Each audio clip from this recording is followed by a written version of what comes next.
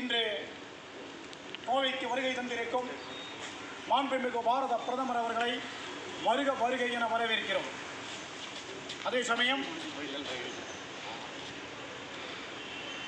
Corona காலங்களில் கூட நமது பாரத பிரதமர் அவர்கள் பத்திரிகையாளர்கள் வெளியிலிருந்து பணி செய்வார்கள், அவர்களை எக்காரணத்துடனும் தடுக்கக்கூடாது, அவர்களின் சுதந்திரத்தை பறிக்கக்கூடாது என்றார்.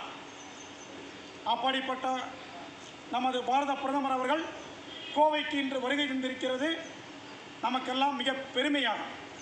அதே சமயத்தில் பாரத பிரதமர் அவர்களின் வருகையின் போது பத்திரிகையாளர்களுக்கு அடையாள அட்டை பாஸ் வழங்குவது வழக்கம்.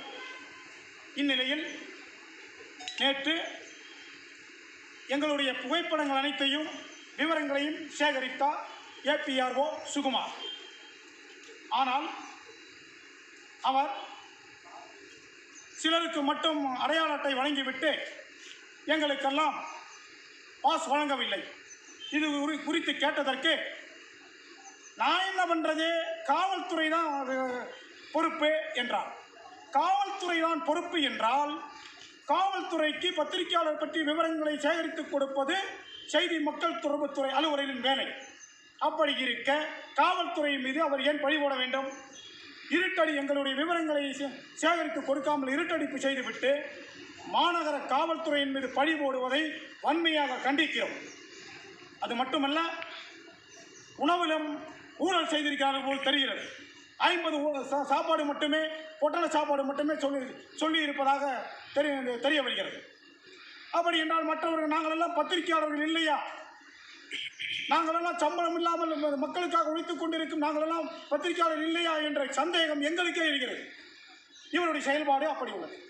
மத்திய மாநில அரசுகளுக்கு எதிராக மத்திய மாநில அரசுகளின் திட்டங்களை வெளிக்கொண்டு வராமல் இருப்பதற்காக மத்திய மாநில அரசுகளின் செயல்பாடுகளை மக்களிடம் கொண்டு சேர்க்கக்கூடாது என்று திட்டமிட்டு சதி செயலில் ஈடுபடுகிறாரோ, அரசுக்கு எதிராக செயல்படுகிறாரோ என்ற சந்தேகம் இருக்கிறது. எனவே அரசுக்கு எதிராக செயல்படும் அரசின் நற்புகளுக்கு, மத்திய மாநில அரசுகளின் நற்புகளுக்கு மாண்புமிகு பாரத பிரதமர் அவர்கள், மக்களோடு மக்களாக பழகும் நமது முதல்வர் எடப்பாடியார் அவர்கள், உள்ளாட்சித்துறை அமைச்சர் அவர்கள், நமக்கெல்லாம் பக்க பலமாக இருக்கும் நமது மாவட்ட ஆட்சியர் அவர்கள், நமது மாண்புமிகு உள்ளாட்சித்துறை அமைச்சர் எஸ் பி வேலுமணி அவர்களின் நற்புகளுக்கு களங்கம் விளைவித்துக் கொண்டிருக்கும் ஏபிஆர்ஓ சுகுமாரை உடனடியாக மாவட்டம் விட்டு மாவட்டம் தூக்கி எறியப்பட வேண்டும். ஏற்கனவே இவர் மாறுதல் செய்து கூட மாறுதலாகி செல்ல மறுத்து இங்கேயே குடிகொண்டிருக்கிறார். இவர் இங்கேயே பட்டா வழங்கியது யார் என்று தெரியவில்லை. இதனால் எங்களை போன்ற சம்பளம் இல்லாமல் பணி செய்யும் பத்திரிகையாளர்கள் பாதிக்கப்படுகிறார். ஒருதலை பட்சமாக செயல்பட்டு கொண்டு அரசின் நற்புகளுக்கு களங்கம் ஏற்படுத்திக் கொண்டிருக்கும் செய்தி மக்கள் தொடர்பு அலுவலர் சுகுமார் மீது நடவடிக்கை மேற்கொண்டு மாவட்டம் விட்டு மாவட்டம் தூக்கி எறியப்பட வேண்டும். மாவட்ட செய்தி மக்கள் தொடர்புத்துறை அலுவலகம் சுத்தம் செய்யப்பட வேண்டும். எங்களுக்கெல்லாம் இனி வரும் காலங்களில் அரசின் நலத்திட்டங்கள், இதுபோன்ற அரசின் நலத்திட்டங்களை கிடைக்க மாவட்ட ஆட்சியர் அவர்கள், நமது உள்ளாட்சித்துறை அமைச்சர் அவர்கள் வழிவகை செய்ய வேண்டும். தமிழக முதல்வர் வழிவகை செய்ய வேண்டும்.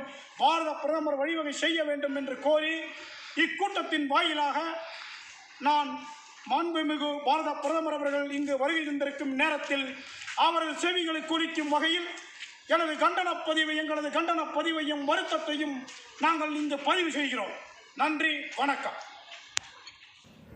இப்போது நீங்கள் பார்த்து கொண்டிருப்பது பாரத பிரதமர் மோடி அவர்கள் அரசு விழா மற்றும் பாஜக பொதுக்குழு நிகழ்ச்சியில் கலந்து கொள்ள கோவை கொடிசியாவிற்கு வருகை தந்தபோது செய்தி சேகரிக்க பாஸ் வழங்காமல் அலைகழித்த கோவை மாவட்ட செய்தி மக்கள் தொடர்புத்துறை உதவி அலுவலர் சுகுமார் ஏபிஆர்ஓவை கண்டித்து பத்திரிகையாளர்கள் ஆர்ப்பாட்டம் செய்தனர்.